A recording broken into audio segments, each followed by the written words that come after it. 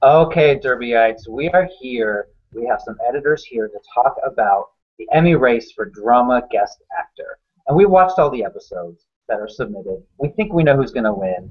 But you know what? Last year they threw a lot of curveballs at us, so who knows what's going to happen this year. In this category, we have Beau Bridges for Masters of Sex. He submitted the episode Man High. We have Robert Morse for Mad Men. He submitted Waterloo. And we should give you a warning. We're probably going to spoil these episodes and maybe spoil some of the seasons. So, that's your spoiler warning right there. Also, Paul Giamatti, he was nominated for Downton Abbey for episode 4.8. That was the finale. Joe Morton, he was nominated for Scandal for the episode Guess Who's Coming to Dinner. Dylan Baker for The Good Wife. He was nominated for Tying the Knot. And then finally, there's Reg E. Cathy for House of Cards, and he is submitting the episode Chapter 22. So let me just come to you first, Charlie. Of those six, you've watched all six. You watched them all this week, so they're all fresh in your mind. Who do you think has the best episode?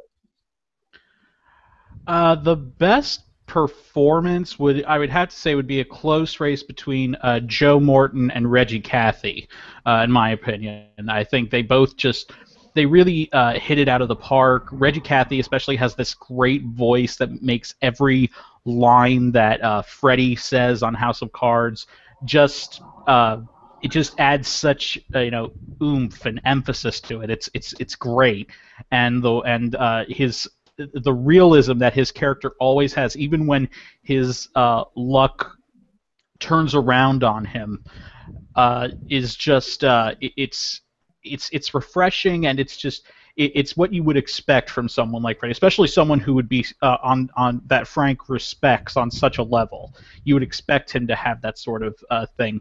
Morton, on the other hand, is just deliciously manipulative and sinister in his. There's something there. If you're just, I don't watch Scandal regularly, so coming into it, you just see him, and he seems like an earnest, sincere guy, but then the layers start peeling back, and you see this very, very scary person. And by the way, Joe Morton, after his nomination, he tweeted us at Gold Derby, and he kind of made fun of the fact that we all had him combined. We had him in 8th place for a nomination, and he wound up getting nominated. So congratulations, Mr. Morton. So you're tied on those two. If you had to pick one that would win, what would you go with? That would win? Yeah. Well, I think the win is between two contenders. One of them is Joe Morton, but the other is Beau Bridges. Gotcha. I think he has one of the edges to win that could prevail there. Gotcha. Okay, so Ralph, who do you think will win? Who do you want to win of these six? Who do I think will win? I actually think I agree with Charlie on Joe Morton. I'm not a regular viewer of Scandal, and I was kind of really impressed with his tape, with the range he displayed. I mean, having watched all of them, his was unlike any of the others, and I think he honestly has the best episode submission out of all of them. And I think he is actually going to be pulling it out just like Bukatinsky did last year for Scandal. I think Scandal is kind of now is on this like Law and Order type role where their guest actors come in and start sweeping these ones up. So I think he's going to win. Who do I want to win? I would probably actually, after watching all of them, I'm rooting for Morton for it as well. Not just because he was awesome in Terminator 2, but also because it was just a damn good episode, and I wasn't super impressed by the others. I think a lot of them were much quieter, and Morton had a lot more like dynamite in his tape, and so I don't know. I'm rooting for him, and I think he's gonna win. All right, and Riley, you've seen all 6 episodes. Who do you think has the best shot at winning? And then who do you kind of, if you could make your vote, who do you want to win? I have Reggie Cathy for both, actually. Okay. I guess we'll get to why I think he's going to win. But yeah, I like the way he talks, as Charlie said. I like how he had a full arc over the episode, too. I thought some of the other ones were kind of lacking in emotion or screen time, that kind of thing. he's a very memorable character, I thought. Yeah, Joe Morton almost reminds me of a David E. Kelly type character. Really over the top, really good at giving speeches. There's 2 other episodes that he could have really chosen that were as good as this one. So he had, they call him a guest star, but he was really a supporting actor on the show this year. He had a lot of material to go through. My personal pick, it would be Beau Bridges, because I saw every episode of Masters of Sex. He has this really, really good arc. He's playing the provost of the university, and he's married to the great Allison Janney, but he's secretly gay. And it's 1950, so that was not not normal, not okay back then. But he plays just the way he plays that character is so great. But I'm tempted. Tell me what you guys think about this. I'm tempted to put Robert Morris in first place. Am I crazy? Silence explains it all. Just a little stun here. I mean, look, he dies in the episode, and people win Emmys for dying all the time. Not Jared Harris. That's true. There's a lot of things going against him. I mean, no person from Mad Men has ever been nominated. They've lost something like 31 nominations, of all the categories combined. And after The Suitcase, after John Hamm lost for that, I'm like, I'm never predicting a Mad Men person again. But yet I predicted Christina Hendricks for The Other Woman in season 5. After she lost, I said I'm never predicting a Mad Men person again. But here I am. I'm considering putting Robert Morris up there. You guys think I'm crazy? Yes. Yeah, pretty much. Why? Why am I crazy? Charlie, do you want to tell? Oh, I don't know. Maybe you should. I feel like housewives gossiping right now. It's so limited. It's even I watched the episode when it aired. I watched it again this week, and the screen time was even less than I remembered it being the first time. And it's like 5 minutes, right? It can't be more than 5 minutes. If Actually, that. less than 4. Yeah, I think it's like almost. I think it clocks just under 4. Yeah. But the reason people remember him being in the episode longer is because after he dies, all of the characters talk about him. And as we know, there was a change this year for the guest acting reels. The judges will watch the entire episode from beginning to end, unlike in last year's where they only watch edited down versions. But that could help him, having the characters talk about this great character and everything he meant to them. I don't know. I still think it's going to be a handicap that he's not in the episode that much, and even though the other characters are basically eulogizing him in passing, I don't think it's going to be enough for him to pull off victory there. But in all fairness, I mean, he submitted the best episode he had this year, so. Right. What is your order, Charlie? Your prediction order after watching the episodes 1 through 6? My prediction order, let me see here. I have Beau Bridges as number 1, Joe Morton number 2, Reggie Cathy number 3, then Morris, Giamatti, and Baker. And Ralph, your 6?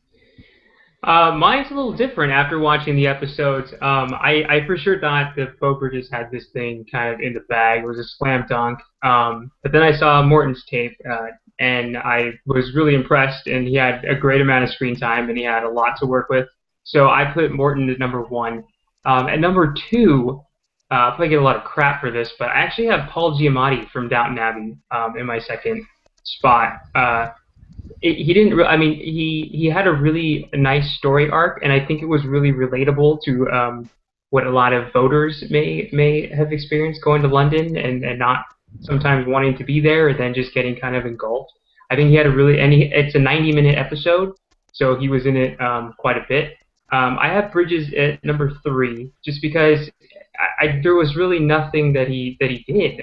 He was, every time there was a confrontation scene that he had, but it wasn't anything like it seemed to end right when it should have been taking off, and I was kind of bummed each time that it happened. Like his best scene was when, and we're going to spoil it, but it was when he had to fire Sheen's character there. But and then also, I mean, this show is just so boring. So if they can stay awake, I guess maybe they can vote for him. And then after that, I have Reggie Cathy, who I would love to see as a spoiler. If he could pull it off. And then I have Dylan Baker and Robert Morse. You can toss a coin on who takes 5 and 6. Okay, Riley, what is your 6? So in 6th place, I have Dylan Baker. I feel like every time Dylan Baker's nominated, he's the 3rd time now, it's always kind of the same thing. Like, oh no, Colin Sweeney got away again, darn. But they never seem to learn anything. And like, there's not too much to the performance episode to episode. It's more just about the characterization. And they've obviously passed over that the last couple times, so I don't think he's going to win this time. In 5th place, Paul Giamatti. When Ralph was talking about if the voters related to it, I thought maybe he was talking about these old guys hitting on young girls, but he's actually talking about London. Yeah, you obviously don't know Emmy voters. Okay, but he doesn't. Don't think these old guys hit on young girls. That's Hollywood, Riley. That's Hollywood. Come out here and look at it. Yeah, maybe he has more screen time because it's such a long episode, but it's also like a really long episode, so it's the only one that I didn't rewatch this week because I knew that like he didn't actually have any emotional fireworks either. In 4th place, I have Joe Morton, which I was actually really surprised about because I've seen just a few episodes of Scandal, Dan Buczynski's, Kerry Washington's last year. So with Joe Morton, I was expecting this like outrageous performance, like they all are, but really he acted kind of like a normal person. So everybody else in the show is giving these big speeches, and he's giving speeches too, but he's kind of speaking calmly. He's just sitting at a dinner table the whole time. He never like just started yelling or crying. So I'm not really sure what there is to his performance compared to the other ones, I guess. So in 3rd place, I have Robert Morse. Robert Morse is pretty great because he sings and he dances and he's very old. But as you guys said, watching the episode, he has under 4 minutes of screen time, so I'm just waiting, and then you wait 10 minutes. Finally, there's a shot of him and he says "Bravo," and then you don't see him for another 20 minutes. Beau Bridges, I have in 2nd place. He, I found his storyline, touching, but he's never actually the one leading the scene. When he's opposite Allison Janney, she's in tears, she's saying all these things, and he just kind of sits there. He says, maybe he'll get electrified. In the episode when he's firing Michael Sheen gives this really long monologue, and then his boss goes off on both of them, and then I think he doesn't actually speak until the very end. So if people are just voting for like what makes them feel, I think he has a chance, but he doesn't actually have a ton of material himself.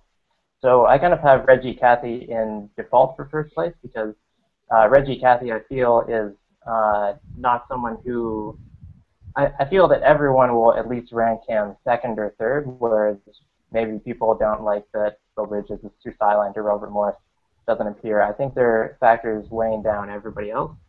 So I think in the system that they have now where you rank somebody 1st, 2nd, 3rd down to 6th, and then whoever has the average best score wins, I think they feel prevail. Kind of like Jeremy Davies did a couple years ago, where I'm not sure anybody considered that the best performance, but I don't think anybody despised it.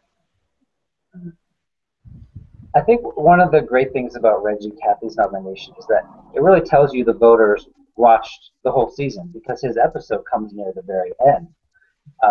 So that's always good to know that they're actually watching the shows that they're voting on. And he's not one of those people that gets name checked.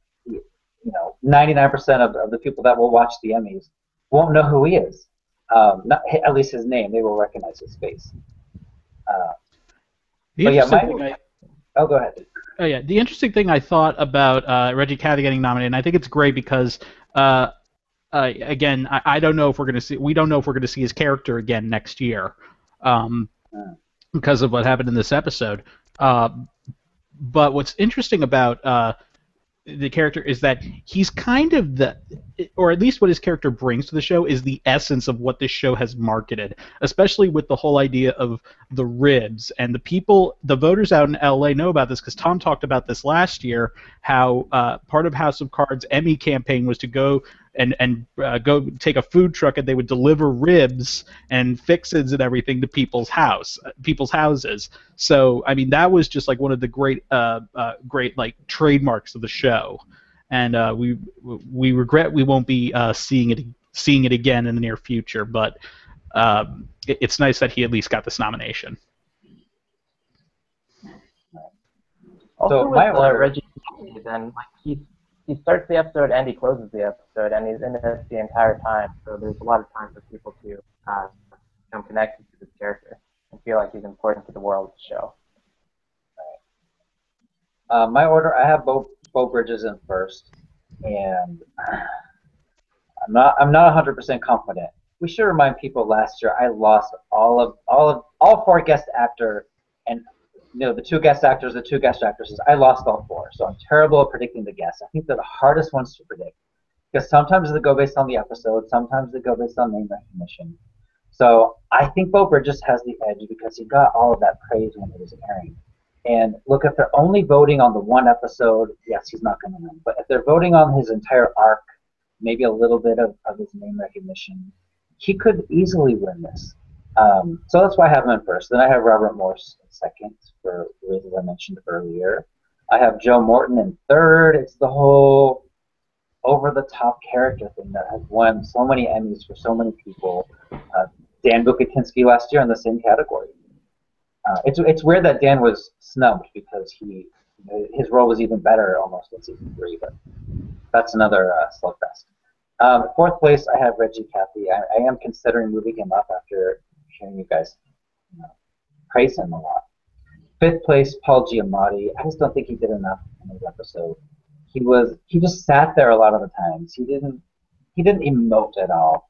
But it's not his fault. It's what he was acting how he was supposed to act. It's the writing, it's the directing. The show, has only won Maggie Smith. No one else has won. No actors or no actresses from the show have won. So I don't think he's going to win for that reason. And then I have Dylan Baker in sixth place. I really like him on the show. He always has the best episodes of The Good Wife. But this year maybe is not his year. So what are your guys' final thoughts? Charlie? One thing I was thinking about with Robert Morse is the lack of screen time does work against him, but people with shorter screen times have won. A couple of years ago, I think we had Loretta Devine from Grey's Anatomy. She submitted an episode where she was not in it that much, and she ended up winning. She caught a lot of us by surprise. So I think that's definitely a factor there. But I would watch out for Joe Morton. I really think he might be someone who could pull that off. I'm thinking about even switching him to number 1 right now. And Ralph, final thoughts. I really like your guys' thoughts on Reggie Cathy. I would love for him to win. I just think I think what Riley brought up in regards to the voting, it makes me think actually more about Paul Giamatti because he is a name. He has a pretty long episode, and nobody's gonna really rank Paul Giamatti like 3, 4, or 5, or 6. I mean, he's Paul Giamatti. I mean, and is his first Emmy nomination in the guest actor category. And Downton Abbey did much better than any of us thought it would. It came back in series. It got actress again. It got supporting actor. I mean, it overperformed when we all thought it was kind of almost dead in the water and something else new would come. So I think if they're going to reward it anywhere, because they're not going to reward Maggie Smith, Annie Gunn probably has that locked up. It's going to be somewhere in this type of a category. And so I'm thinking more after Riley pointed out the voting of maybe moving him up even higher. And how weird that he got nominated and not Shirley MacLaine, who I thought was fantastic. Yeah, so weird. Crazy. Okay, Riley, finish this out. What are your final thoughts? Yeah, Paul Giamatti, sometimes in these categories where it's kind of a close race, they kind of just throw out the tapes and vote whoever is their favorite. And like he could really win based on that because he got the SAG win a few years ago for like a very small performance, Too Big to Fail, which I enjoyed Chris kind of mocking throughout the season as he would be nominated for the Golden Globe years ago and win the SAG award. I guess final thoughts in the category. Where's Pedro Pascal for Game of Thrones? You know, Yeah. they nominated it in like every category, and they also switched out people like Emilia Clarke for Lena Headey, showing that they actually watched the show in addition to liking it, but he was not to be found in the nominees. Oh yeah, he would be great in this category. I would be predicting him at #1 if he was in this category. I don't know about you guys.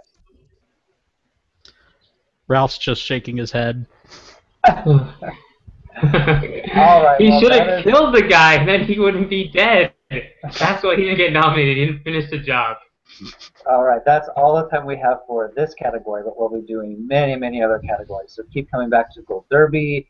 And by the way, vote in our Dream Emmy ballot. If you have favorites that were not nominated for the Emmys, this is your chance to give them some love. So goldderby.com is where you'll find all of that information. We'll see you guys later.